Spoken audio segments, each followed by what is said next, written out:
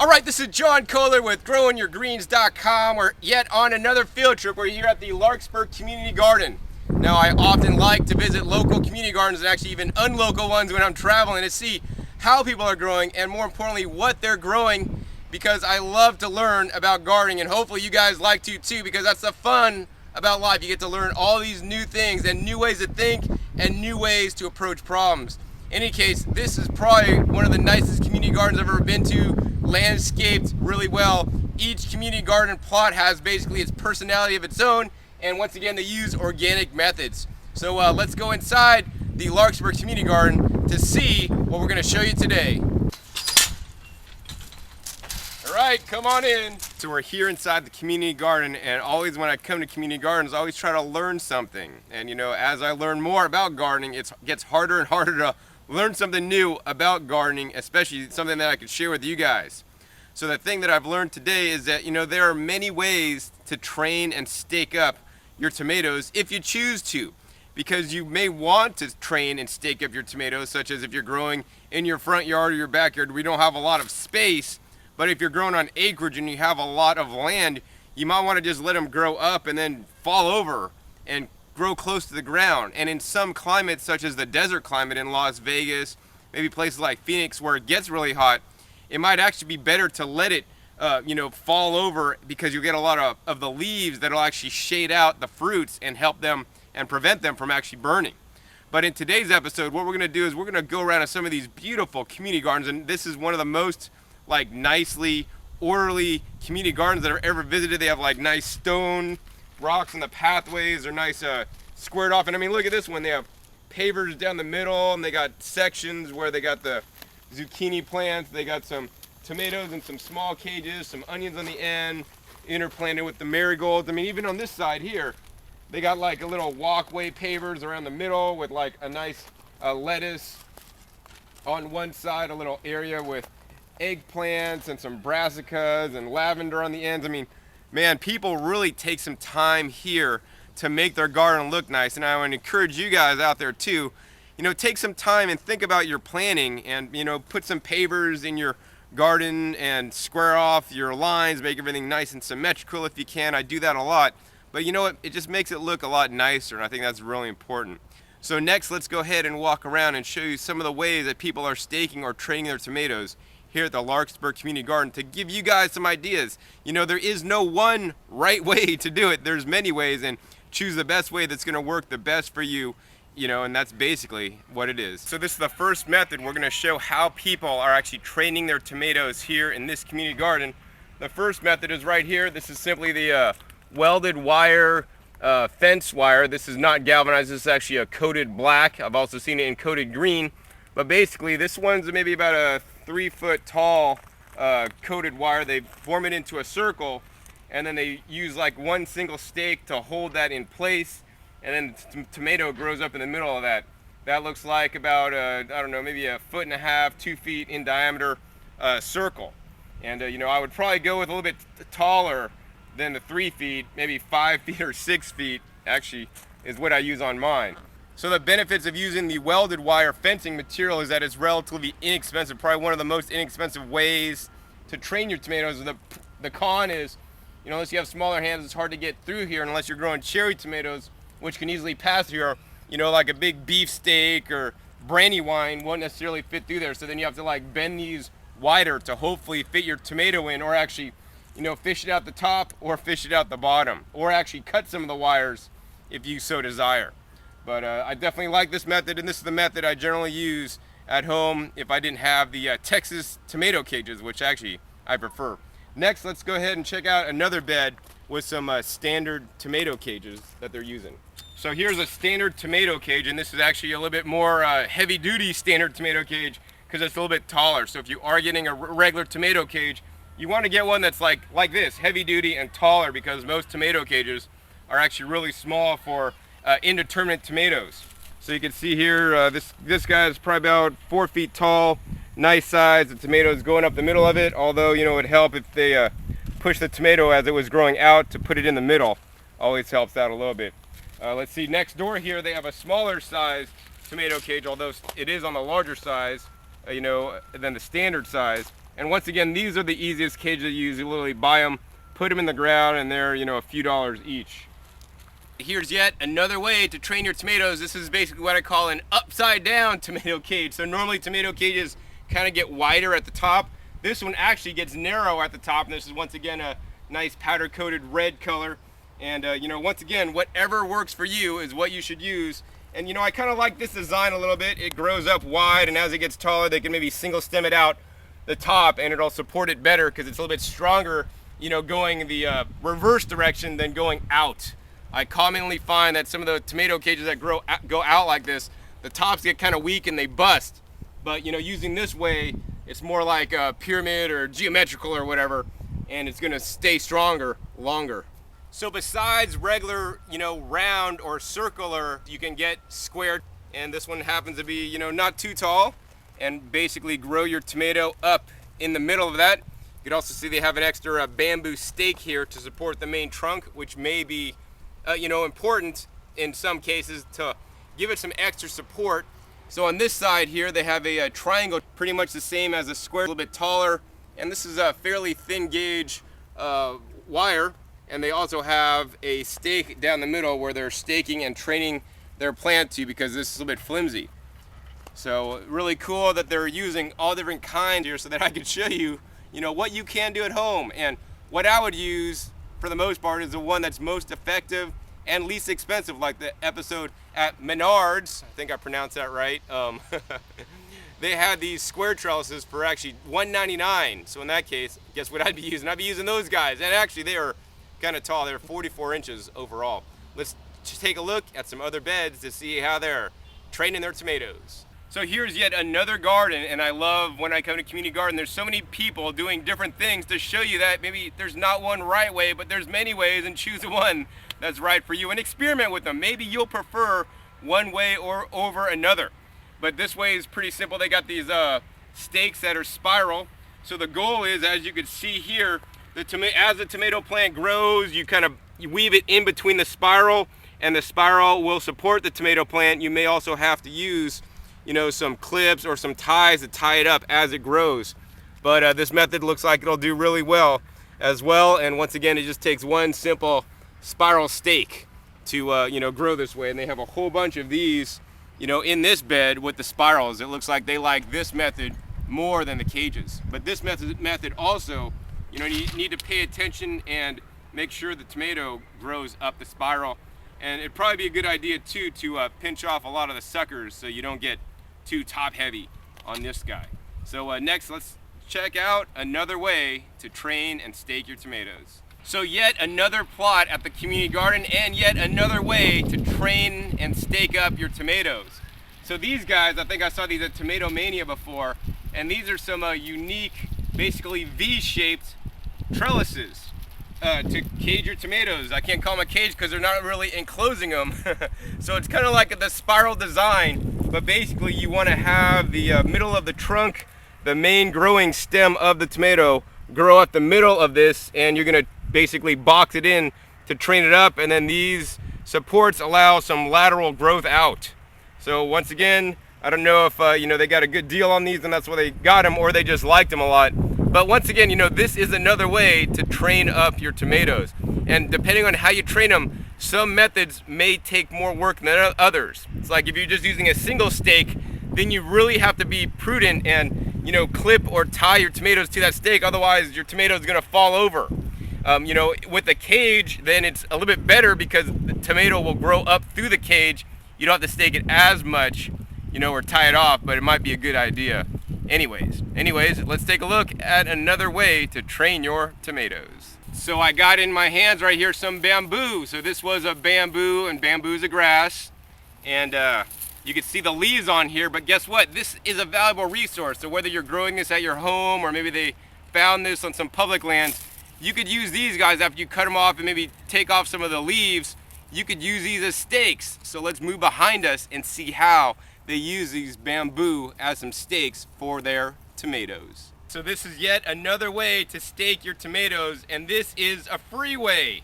Wait, we're not standing in a freeway, but this is a free way to do it. In any case, what we're looking at, this is reminds me of how they did it in Korea, Korean style. But this is just bamboo.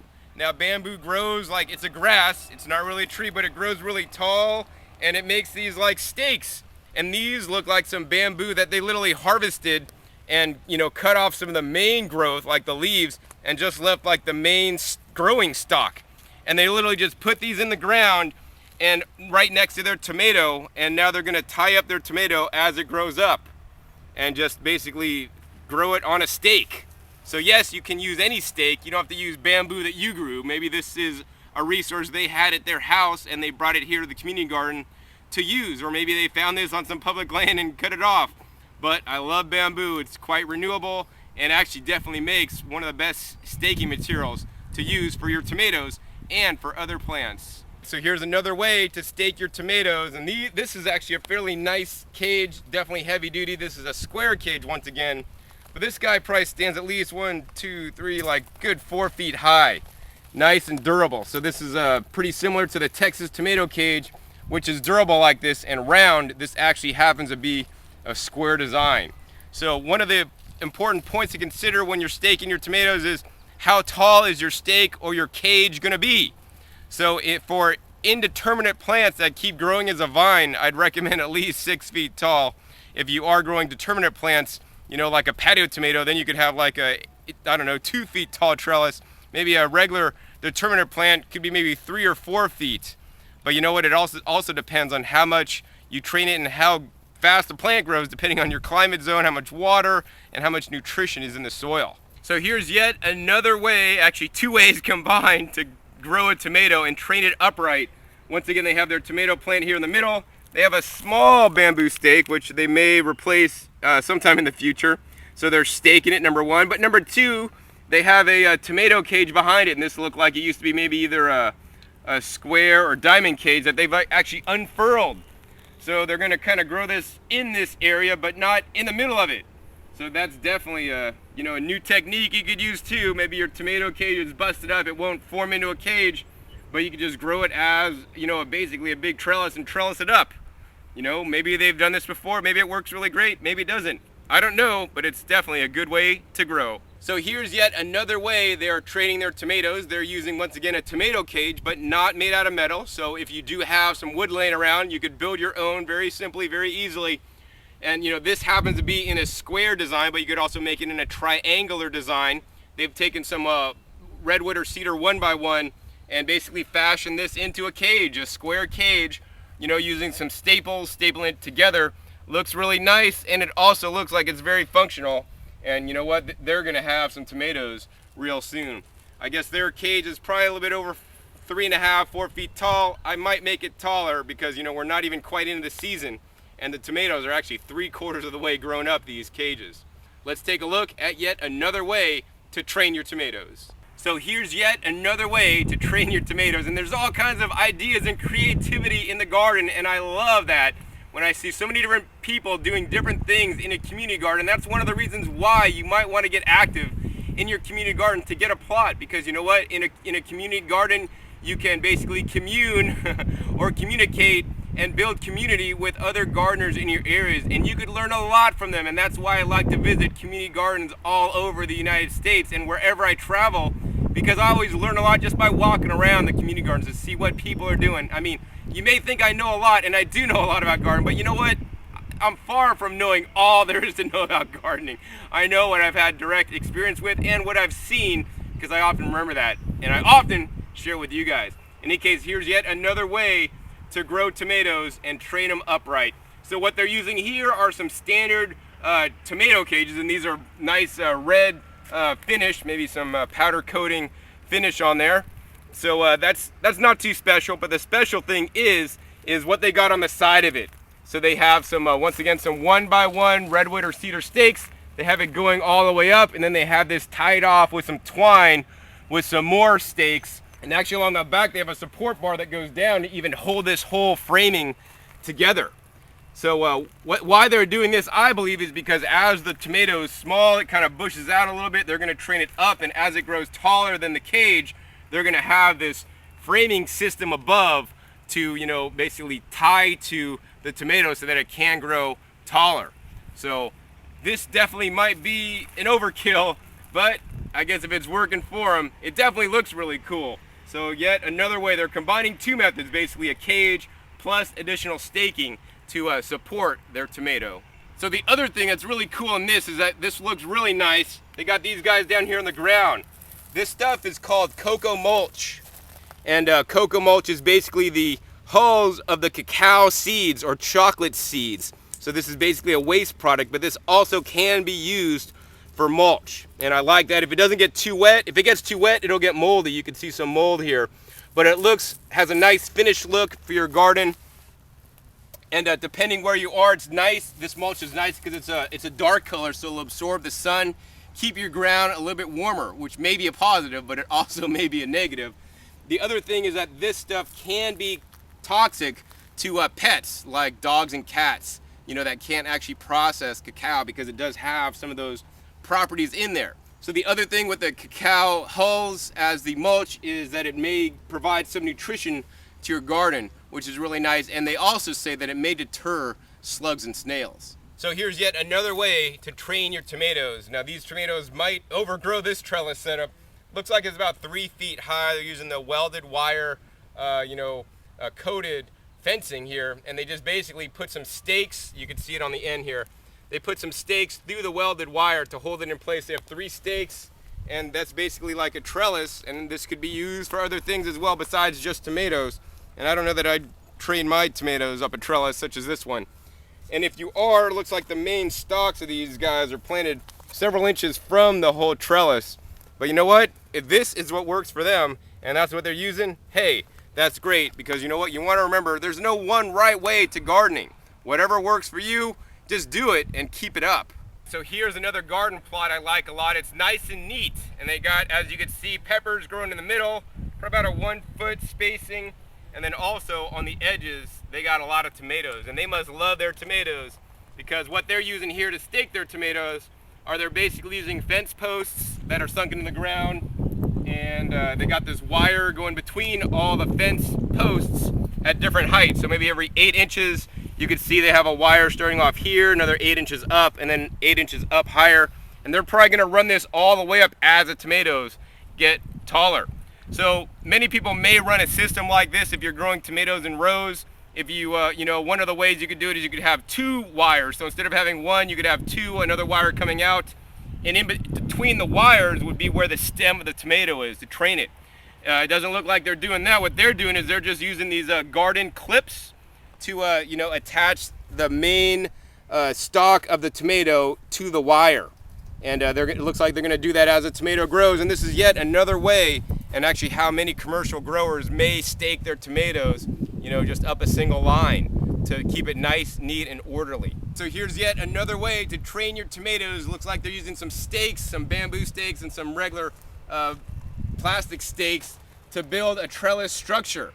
So this would be considered more like a bean trellis because they got like a little triangular shape like that, and they got some pulls here to support it, and they tied it off to make it strong, and it actually runs the whole length of their bed. And looks like that's the method that they like to use. And they got a whole bunch of the support beams running on the edges and in through the middle of it.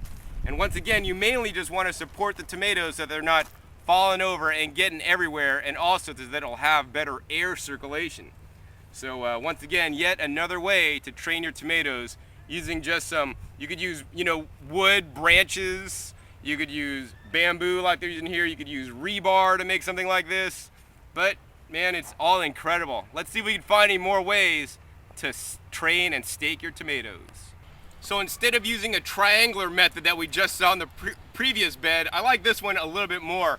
They're actually using some taller stakes, one on each side of the tomato plant, and then what they're doing is they're running some stakes horizontally to basically keep their tomatoes confined within that. So I really like this method a lot. Just uses some simple stakes that are actually rather long. Probably these are about 8 inches apart, and then they got the stakes running the long ways to keep them combined. So they have this all along, it looks like the edge of their growing area. So this is yet another way you can grow and train your tomatoes. So here's the last plot I'm going to show you guys, and you're going, hey John, this one's not staked. Well yes, and I'm doing it for a reason. This is probably like the only plot here I could find that didn't have their tomatoes staked. Because guess what? In the end, you really don't even need to stake your tomatoes if you don't want to. But as you can see, they're planting them far apart and they have a lot of open space in this plot, so they're not trying to maximize their space. So if you're trying to maximize your space and grow as much as you can, highly recommend you stake your tomatoes. If you have lots of space, don't waste your time. You might want, or at least put a single stake on them.